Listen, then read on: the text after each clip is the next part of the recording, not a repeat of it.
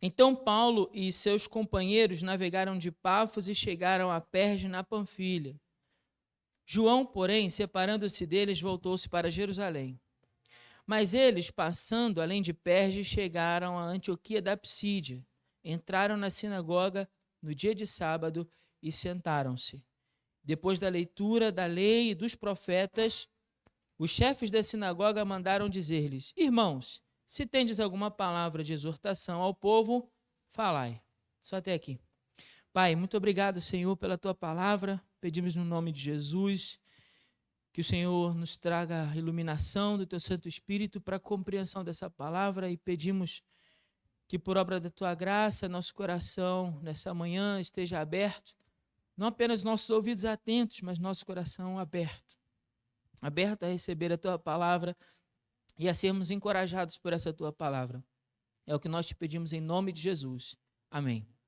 Os irmãos podem se sentar? Igreja, hoje nós estamos voltando, a nossa série de mensagens sobre Atos. A gente, ao longo do mês de maio, a gente falou sobre família nos cultos de domingo de manhã e hoje nós estamos retornando a esse livro. E desde o primeiro sermão, no capítulo 13, eu expliquei para os irmãos que aqui narra a história da primeira viagem missionária de Paulo. Esse texto também marca um momento de divisão no texto, no livro, na carta, de uma maneira geral, onde a partir de agora o autor desse livro, Lucas, vai começar a narrar para nós como aconteceram as viagens missionárias e a expansão do evangelho do Senhor Jesus através dos confins da terra. Tem um versículo que a maioria dos irmãos sabe de cor, quase, Acredito eu que praticamente de cor. E diz assim, e vocês receberão poder quando descer sobre vós o Espírito Santo, e então vocês serão minhas testemunhas. Isso disse o Senhor Jesus. Tanto em Jerusalém, Judéia e Samaria e até os confins da terra. Então, esse momento, capítulo 13, marca essa terceira parte desse verso, porque o livro de Atos foi escrito dentro dessa perspectiva. Os primeiros capítulos a gente viu o testemunho do Evangelho, a igreja testemunhando do Evangelho no poder do Espírito em Jerusalém. Depois, a partir do capítulo 8, a gente viu a igreja testemunhando do Evangelho no poder do Espírito em Judéia e Samaria. E a partir do capítulo 13, a gente tem a terceira parte desse verso, que vai até o final do livro.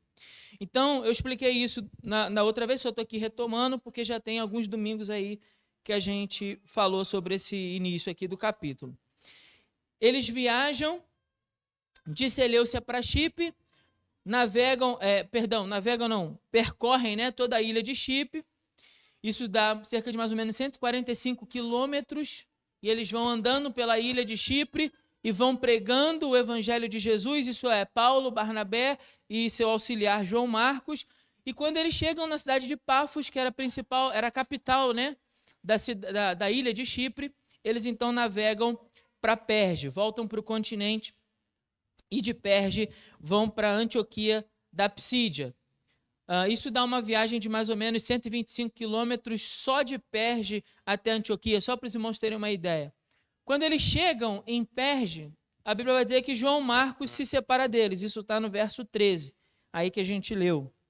João Marcos se separa deles. O texto não fala os motivos, mais à frente a gente vai falar sobre isso, então nesse momento eu não vou tratar dessa questão. Mais à frente a gente vai compreender um pouco melhor sobre essa separação. Mas aqui eles então chegam em Antioquia, mesmo que sem João Marcos, e vão fazer o trabalho, vão pregar o evangelho de Jesus, vão testemunhar fielmente a respeito de Cristo e tudo isso no poder do Espírito Santo. Então, o título dessa nossa reflexão, dessa breve reflexão aqui nessa manhã é o testemunho fiel de Cristo. Testemunho fiel de Cristo. E é nisso que eu queria que os irmãos se concentrassem. Em como Paulo, então, a partir aqui do verso 15, nós vamos ter aqui a narração do primeiro sermão de Paulo registrado na Bíblia. E a gente vai ler esse sermão aqui junto. O primeiro sermão de Paulo registrado na Bíblia. E ao longo desse sermão eu vou parando nas divisões maiores. A gente vai perceber que ele acontece em 3 divisões, em 3 momentos. O sermão de Paulo é um sermão meio batista, um sermão de 3 tópicos. Mas é um momento, ele vai parando aqui E a gente vai ver esse momento é marcado por um chamado. Irmãos, homens israelitas, irmãos. Em 3 momentos aí ele faz isso. No verso 16, verso 26 e no verso 38. Ele faz esse chamado às pessoas para que prestem atenção daquilo que ele vai dizer. O que eu quero que os irmãos prestem atenção? À medida em que a gente for lendo esse sermão de Paulo, tentar perceber como o testemunho fiel de Cristo deve se desenvolver. Como a gente testemunha fielmente de Cristo. Como eu e você podemos nos colocar a exemplo do que fez Paulo aqui, Barnabé, a exemplo do que esses homens fizeram. Como eu e você também podemos testemunhar fielmente de Cristo nesse tempo. Esse vai ser o nosso exercício, pensar nisso. Olhar para o testemunho fiel de Cristo desses homens e tentar perceber isso nesse tempo, na nossa história, nesse momento. Então, como é que esse sermão ele se desenvolve? O sermão de Paulo é sempre um sermão expositivo. Desde o início da igreja, a gente vê o sermão expositivo como sendo a fonte teológica da própria igreja, né? O que alimenta e dá saúde a uma igreja é a exposição da palavra. Não é o pregador ir para frente da igreja e dizer o que ele acha, o que ele pensa sobre as coisas, mas o que a palavra de Deus diz. Deus falou por meio da sua palavra, está escrito, e nós então falamos daquilo que está escrito. Essa é a teologia da pregação. Em rápidas palavras, a teologia da pregação é essa. Por que a gente faz dessa forma?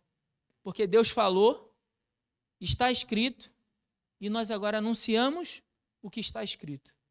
Não o que nós pensamos, a nossa opinião sobre alguma coisa, mas sobre a própria palavra de Deus. Os irmãos vão ver que Paulo ali na sinagoga não fala do que ele acha, ou do que ele pensa sobre, mas ele vai o tempo todo trazer as palavras das Escrituras e demonstrar como as palavras das Escrituras apontam, revelam ou falam de Cristo Jesus. Essa é a tarefa do pregador. Essa é a tarefa das testemunhas, amém? Essa é a nossa tarefa. Demonstrar para os nossos ouvintes como as Escrituras apontam, revelam ou falam de Jesus. Essa é a sua tarefa e a minha tarefa. Não é dizer para as pessoas o que a gente pensa sobre as coisas, mas dizer para o mundo o que as Escrituras falam da pessoa e da obra de Jesus. E é isso que ele vai falar. Então, primeiro, Paulo afirma que Jesus é o Salvador prometido. Ele afirma. Isso está onde, pastor? A partir do verso 15, vamos ler junto. Diz assim: depois da leitura dos profetas, os chefes da sinagoga mandaram-lhes dizer: irmãos, se tem alguma palavra de exortação, falai ao povo. Então Paulo se levantou, pediu silêncio com a mão e disse: homens israelitas, a vós, tementes a Deus, ouvi. O Deus deste povo de Israel escolheu nossos pais e exaltou o povo quando eram estrangeiros na terra do Egito, de onde tirou com braço forte e poderoso. Ele os suportou no deserto por quase 40 anos, depois de destruir as 7 nações na terra de Canaã. Deu-lhes o território delas por herança. Isso tudo levou cerca de 450 anos.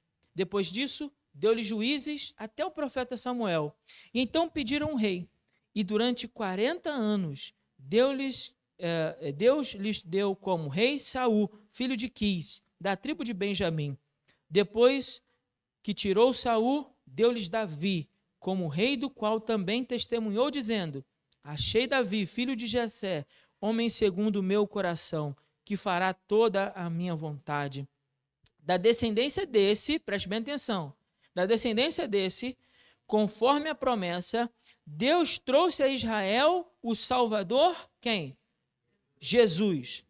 Antes do aparecimento dele, João pregou a todo o povo de Israel um batismo de arrependimento. Mas ao concluir seu ministério, João dizia: quem pensais que eu sou? Eu não sou o Cristo, mas depois de mim vem aquele de quem não sou digno de desatar as sandálias dos pés. Então vamos parar aqui nesse primeiro momento, essa primeira parte aqui do sermão, onde Paulo afirma que Jesus é o Salvador. O que Paulo está fazendo aqui em rápidas palavras? Paulo está fazendo um breve relato da própria história do povo de Israel. Ele está contando a história, ele está recontando a história, desde a saída do povo de Israel do Egito, passando pelos juízes até o período dos reis e chega em Davi. E por que chegar em Davi é importante? Porque Davi era o homem que possuía também uma promessa, não apenas Abraão como pai do povo de Israel, mas também Davi, enquanto rei, tinha uma promessa de que viria da descendência dele um rei que seria o rei e salvador de Israel. Isso está lá em 2 Samuel capítulo 7, a partir do verso 14. Então, quando Paulo faz essa breve apresentação, esse breve relato da história, terminando com o testemunho de João Batista, Paulo está mostrando para os seus ouvintes como Deus estava conduzindo toda a história. O nosso Deus é um Deus que conduz a história. E ele conduziu a história preparando o caminho para a vinda do Messias. E Jesus é esse Messias que deveria vir. É isso que Paulo está afirmando para eles. Veja que a mensagem de Paulo, e aqui vale a pena esse parênteses, não é muito diferente da mensagem de Pedro em Pentecoste e depois no capítulo 3, e também não é muito diferente da mensagem de Estevão no capítulo 6 e 7 de Atos. Eles começam sempre ali pregando aos judeus o quê? Fazendo essa recontagem da história, essa releitura da história e mostrando como Deus conduziu toda a história. Como esse Deus soberano conduziu toda a história. Mas aqui tem duas coisas aqui que vale a pena a gente pensar sobre esse testemunho fiel e sobre Paulo como essa testemunha fiel que exerce esse testemunho fiel. Uma testemunha fiel que exerce um testemunho fiel. Porque veja só no verso 15 que a gente leu, fala assim, depois da leitura da lei e dos profetas. Então, no verso 14, veja na sua Bíblia, no finalzinho, verso 14, eles apenas entram na sinagoga no sábado e fazem o quê? Se sentam. Obrigado. Eles apenas se sentam. Eles não saem se metendo, não saem pedindo a palavra, não saem pedindo para falar, eles sentam ali. Sentam. E depois, os homens falam para eles, irmãos, se tem de alguma palavra de exortação ao povo, falai. Depois que foi feita a leitura do texto. E isso dá para nós alguns indícios sobre a pessoa de Paulo. E duas coisas aqui vale a pena mencionar. O primeiro é que Paulo ele tem um senso de responsabilidade. Como assim, pastor? Ele tem um senso de responsabilidade porque sempre que era possível, quando ele ia para alguma cidade, ele começava o seu ministério aonde? Numa sinagoga. Para falar a quem? Ao povo judeu. Então Paulo carrega nele um sentimento de responsabilidade de que se ele chega em algum lugar, a primeira pessoa que precisa ouvir do evangelho é o seu próprio povo. E aqui a gente já poderia pensar nisso enquanto lição para nós. Porque se nós desejamos também ser testemunhas fiéis do evangelho de Cristo, o primeiro lugar que a gente precisa testemunhar é onde? É o nosso povo, é a nossa casa. É a nossa família, é a nossa cidade. Eu quero alcançar o mundo, começa pelo seu bairro. Eu quero alcançar as nações, começa pelo seu vizinho. Então Paulo tem esse sentimento de responsabilidade. Nós vamos sair pelo mundo pregando até os confins da terra, mas se tem lá uma sinagoga, vamos falar ao povo judeu. Vamos falar ao povo do Senhor, eles precisam ouvir a palavra. Ele tem esse sentimento e esse sentimento é demonstrado toda vez que ele chega numa nova cidade. Outra observação importante é que Paulo carrega nele também um grande senso de oportunidade. Como assim, pastor? Oportunidade. Veja só, ele esperou a leitura da lei e dos profetas. Ele esperou toda a leitura. Para quê? Para depois pegar aquela própria leitura e dizer, vejam como essas escrituras que vocês acabaram de ler apontam para Cristo. Ele percebe a oportunidade do momento, tá vendo? Ele consegue ter essa leitura do ambiente. E aí, a partir dessa leitura do ambiente, ele, de uma maneira muito sutil, pega a oportunidade que o ambiente está proporcionando e aponta para Jesus. Aponta a atenção das pessoas para Jesus. Ele não se antecipou quando ele ouviu a leitura da lei. Ele não se antecipou quando ouviu a leitura dos profetas. Ele esperou que eles lessem. Por quê? Porque aquelas pessoas acreditavam naquilo. Então, quando Paulo prega ao povo judeu, ele sempre parte das Escrituras. Sempre parte. Por quê? Porque os judeus sabiam que nelas estava a revelação do Messias que havia de vir. Então Paulo se aproveita. Quando Paulo vai para outros povos, a gente vai ver que ele faz outras abordagens. Mas nesse momento ele sempre faz essa leitura da oportunidade. E essa é uma lição importante para nós também como testemunhas de Cristo. Você tem conseguido perceber as oportunidades? Você tem buscado ter esse senso de oportunidade para enxergar o ambiente e perceber ali nas necessidades do ambiente como você pode apresentar Cristo? Ele não confronta aquele povo num primeiro momento. Pelo contrário, ele exalta a própria história do povo de Israel, para depois jogar a rede e puxar todo mundo. Mas no primeiro momento, ele só lança a isca. E fala de coisas que eles concordam. Concordamos sobre isso, não concordamos? Concordamos. Então, deixa eu te dizer uma coisa. Você sabe por que isso é assim? Então, porque o homem é caído e pecador e ele precisa de um Salvador. Experimenta fazer isso. Experimenta pegar um assunto que está se desenvolvendo e concorde. É realmente, irmão, o mundo é injusto. Olha quantos juízes injustos, não é? Quantos juízes corruptos.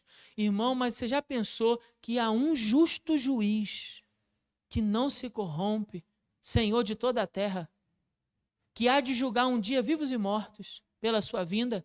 Esse juiz se chama Cristo Jesus. Olha como é que a conversa ali, que era uma conversa que só tinha tudo para fracassar, né? Porque a gente fala dessas coisas, mas essas coisas não vão melhorar pela nossa fala.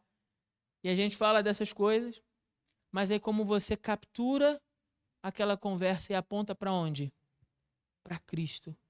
Esse é o papel da testemunha fiel. Então, irmãos, um dia eu e você vamos apresentar esse justo juiz que há de julgar todas as nações. E o único jeito de nós nos encontrarmos justificados diante dele é pela fé no Senhor Jesus.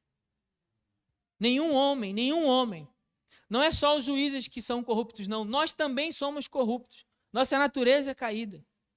Paulo vai falar disso aqui. O único jeito de se apresentar justificado é pela obra da fé em Cristo Jesus. É o único jeito. O que mais Paulo fala? Vamos correr aqui por conta do nosso tempo. Paulo explica como a crucificação de Jesus, então, foi o cumprimento das Escrituras. Se no primeiro momento Paulo deixa que as Escrituras sejam expostas, agora Paulo, então, explica, e essa é a segunda etapa de um sermão expositivo, explicar o que o texto quer dizer. Paulo vai fazer isso. Ele vai fazer isso a partir do verso 26. Olha aí na sua Bíblia, diz assim: irmãos, filhos da linhagem de Abraão, e os que dentre vós tementes a Deus, foi a nós, a quem a palavra dessa salvação foi enviada. Pois os que habitam em Jerusalém, olha só, e as autoridades não reconheceram o quê? Jesus. E condenando, fizeram o quê? Cumpriram as palavras de quem? Dos profetas, que são lidas todos os sábados. O que Paulo está dizendo? Aquilo que a gente lê na sinagoga todo sábado, aquilo que os irmãos aqui leem, sobre o que aconteceria com o Messias. Então, o que aconteceu lá em Jerusalém nos últimos dias foi justamente o cumprimento do que Deus desejava. De maneira que os homens, enquanto agentes livres, tomam as suas decisões e ainda assim Deus se permanece soberano, porque faz com que todas as coisas cooperem para o bem da sua determinação. Então, responsabilidade do homem e soberania de Deus se casam de maneira perfeita na pregação de Paulo. Não há uma distinção dessas coisas. Elas encaixam perfeitamente. Ele está dizendo, aqueles homens lá de Jerusalém não reconheceram Jesus e o crucificaram. Mas tudo isso também dá prova da soberania de Deus que já havia anunciado por meio de seus profetas. Percebe? Os homens fizeram por culpa deles, por decisão deles, por escolha voluntária deles. E ainda assim Deus se mostra soberano. É isso que Paulo está ali demonstrando para eles e apontando mediante a Escritura. Verso 28. E mesmo não encontrando nele nenhuma acusação digna de condenação à morte, pediram a Pilatos que ele fosse executado.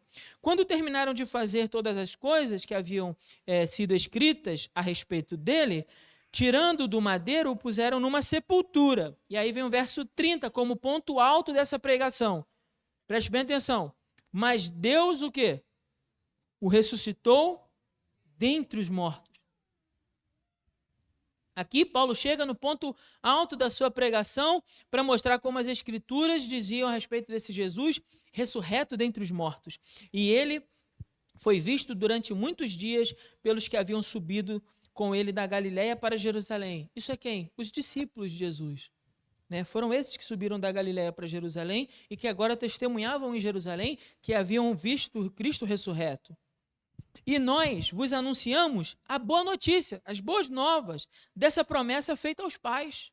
Que promessa, Paulo? Verso 33, a qual Deus cumpriu para nós, filhos dele, ressuscitando Jesus, como também está escrito no segundo Salmo. Salmo capítulo 2, verso 7, é o que Paulo vai mencionar aqui. Ele está dizendo, tu és o meu filho, hoje te gerei. Aqui Paulo está demonstrando que o Salmo, que é um salmo messiânico, e os judeus entendiam isso, que aquele salmo não se referia a Davi, mas se referia ao Messias que havia de vir.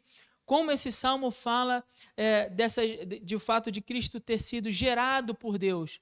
E aqui gerado não é que ele nasceu, porque a tumba, a sua nova tumba, lá no Salmo, capítulo 2 fala isso, a gente não tem tempo para abordar ele, mas fala isso, a nova tumba foi o ventre que o gerou, ressurreto dentre os mortos. Então Paulo está demonstrando como aquela profecia do Salmo aponta para quem? Para Jesus, fala de Jesus, aponta para Jesus, declara sobre a ressurreição que Jesus iria experimentar dos mortos. No verso 34 ele fala, e quanto a tê-lo ressuscitado dentre os mortos para nunca mais voltar à deterioração, Deus falou, eu vos darei as santas e fiéis bênçãos de Davi. Essas bênçãos de Davi é a passagem que eu mencionei aqui, 2 Samuel capítulo 7, quando Deus promete a Davi que daria a ele um descendente que teria um reinado perpétuo. E isso é abordado pelo profeta Isaías, no capítulo 55, verso 3, quando ele fala dessas bênçãos de Davi, das misericórdias prometidas a Davi. O profeta estava falando de quê? Que essas misericórdias prometidas a Davi era o cumprimento da promessa de que o Messias viria, de que ele viria, e ele veio. Verso 36, porque Davi, depois de servir a sua própria geração pela vontade de Deus, adormeceu. Aliás, perdão, não li o verso 35. Verso 35, porque ainda em outro salmo, e agora esse salmo é o Salmo 16, verso 10, ele diz, não permitirás que o teu santo sofra deterioração. E o que significa isso? Isso dizia a respeito de Davi, que escreveu o salmo? Claro que não, Davi morreu, foi sepultado e seu corpo, sofreu deterioração. Agora, o corpo de Jesus não. Então, esse capítulo 16 de Salmo é a mesma passagem que Pedro vai usar quando ele prega lá no dia de Pentecoste. A mesma passagem. Você acha que é à toa? Não. Paulo está usando a mesma estratégia que Pedro usou, apontando nas Escrituras como elas falam de Jesus. E então, verso 37, mas aquele a quem Deus ressuscitou não sofreu nenhuma deterioração. Aquele que Deus ressuscitou. Aí a gente caminha para a terceira parte, quando Paulo então traz uma aplicação. Paulo permitiu que as Escrituras fossem lidas, Agora ele explicou como as Escrituras apontam e então ele termina seu sermão propondo uma aplicação. O que a gente deve fazer? Agora que a gente entendeu essa verdade da palavra de Deus, o que a gente deve fazer? É o que Paulo vai fazer a partir do verso 38. Veja aí, diz assim, olha, 38 e 39. Irmãos, ficai, pois, sabendo que por meio dele vos é anunciado o quê? O perdão dos pecados. Por meio de quem? De Jesus. Paulo está falando de Jesus. Ele fala, olha, por meio dele que vocês recebem um perdão dos pecados. Agora, pense em falar isso para um judeu na sinagoga, que acredita que o perdão dos pecados vem pelo sacrifício dos animais no templo. Paulo está dizendo, olha, nunca foi pelo sacrifício de animais. É pelo sacrifício perfeito de Cristo que nós recebemos o perdão do pecado. Verso 39. E enquanto eu estiver lendo, imagina o que era dizer isso, a ousadia que é dizer isso, para um judeu na sinagoga. Esse verso 39. Pense nessa cena por um instante. E por meio dele, isto é, Jesus, todo o que crê é o quê? Justificado de todas as coisas de que não pudeste ser justificado pela lei de Moisés. Imagina a ousadia. Paulo dizendo isso na sinagoga. Vocês sempre acreditaram que seriam justificados pelas obras da lei, mas as obras da lei não podem justificar vocês. A não ser o sacrifício de Jesus é o que torna um homem justo diante de Deus. Muita ousadia, né, irmãos? Muita coragem. Um testemunho fiel de Cristo, carregado de ousadia e de coragem. Então, pela fé em Cristo é que o pecador recebe o perdão e a justificação diante de Deus. E só para deixar claro, justificação é o ato pelo qual Deus declara o pecador que crê em Cristo justo. O próprio Deus declara isso.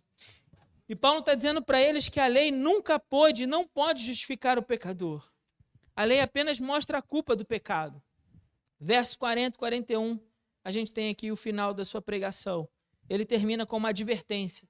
Verso 40, ele diz assim: tomai cuidado, para que não venha sobre vós o que foi falado nos profetas. Nos profetas. O que ele está dizendo? Ele está falando aqui sobre o livro de Abacuque. Diz assim, 41, é um trecho retirado do livro de Abacuque. Vede, ó zombadores, admirai-vos e desaparecerei. Admirai-vos e desaparecei, porque em vossos dias realizarei uma obra na qual jamais crerias se alguém vos contasse. O que Paulo está dizendo aqui? Paulo está resgatando a profecia do livro de Abacuque, e só para lembrar os irmãos, o texto de Abacuque era uma profecia que anunciava a destruição de Israel por meio dos caldeus. Deus permitiria que uma nação ímpia, que uma nação pagã, viesse sobre Israel e punisse Israel por conta dos seus pecados. Então Deus estava chamando o tempo todo Israel ao arrependimento, mas Israel se dava aos ídolos, Israel se dava à idolatria, ao pecado, à injustiça. Abacuque começa o livro indignado pela injustiça que é praticada em Israel, mas o povo não ouve. E como o povo não ouviu o chamado para aquele tempo, Deus permitiu que uma nação viesse e destruísse. A Babilônia vem e destrói Israel, arrasa Israel. Por que Paulo está terminando com essa advertência, irmãos? Veja só o que Paulo está dizendo. Irmãos, tomai cuidado para que não venha sobre vós, ou seja, sobre vocês, o que foi falado nos profetas. Ele está dizendo, olha, se vocês zombarem dessa mensagem, se vocês não derem a devida atenção a essa mensagem, se vocês não abrirem não só os ouvidos, mas o coração para essa mensagem, vocês também serão destruídos. Porque virá o dia em que Deus irá julgar a terra. Virá o dia em que Deus vai celebrar a sua justiça. E nesse dia, aqueles que zombaram de sua mensagem serão destruídos. E o povo de Israel insistentemente zombou da mensagem e zombou dos mensageiros. E é assim nos dias de hoje, em que o povo despreza a mensagem e despreza os mensageiros. Em que o povo ouve repetidamente todos os domingos no templo que Deus há de julgar vivos e mortos pela sua vinda. E que todo homem precisa se colocar diante de Deus em confissão e arrependimento pelos seus pecados. E que eu e você só somos justificados pela obra da fé em Cristo. E não há nenhum outro jeito a não ser o sacrifício daquela cruz, que nós vamos aqui relembrar pela ceia, que pode nos perdoar os pecados. Mas ainda assim, muitos de nós, domingo após domingo, dia após dia, desprezamos essas palavras. Até que o mal nos sobrevenha. E então muitos serão pegos de surpresa pela sua vinda. Então Paulo está alertando o povo. Paulo está exercendo o testemunho fiel e dizendo, olha, igreja, em outras palavras, abra não apenas os seus ouvidos, abra o coração para essa palavra. Porque de todas as coisas Deus nos trará juízo. E eu e você precisamos nos encontrar diante dele, justificados. Por meio das nossas obras? Não, por meio da fé no Senhor Jesus. Confiando não nos nossos atos de justiça, mas no ato de justiça que foi praticado naquela cruz. É assim que ele deseja nos encontrar. Acorde, igreja. Desperta. Veja, o que nós estamos lendo é um chamado para nós também. É um chamado para o despertar. Para que eu e você venhamos assumir a postura de uma testemunha fiel. E não de uma testemunha dúbia ou vacilante, mas de uma testemunha fiel. Verso 42 é o final do sermão, quando diz: quando iam saindo, rogavam-lhes que lhe repetisse essas palavras no sábado seguinte. E quando a reunião acabou, muitos judeus e gentios devotos, convertidos ao judaísmo, seguiram Paulo e Barnabé, os quais, falando-lhes, encorajava a perseverar onde? Na graça, não nos rudimentos da lei, mas na graça em Cristo Jesus. Veja, não foram todos, mas muitos. E assim também, quando o testemunho fiel de Cristo é exercido na igreja, muitos são chamados pela obra da pregação do Evangelho. Não todos, infelizmente não todos, mas muitos são chamados pela pregação do Evangelho. O testemunho fiel da palavra de Deus demonstra aos ouvintes como as Escrituras apontam, revelam ou falam de Cristo. Ele exalta Cristo. Ele demonstra Cristo como Salvador prometido. Ele declara Cristo ressurreto dentre os mortos. Ele declara que Cristo perdoa pecados e que Cristo é quem justifica o pecador de seus pecados. É isso que o testemunho fiel de Cristo faz, e é isso que eu e você também, como testemunhas fiéis de Cristo, também devemos fazer. Com ousadia, falar do Evangelho, sem medo, confrontando, chamando os pecadores ao arrependimento, mas também anunciando a eles a esperança que há para nós em Cristo Jesus. Amém? Que Deus nos abençoe com a sua palavra.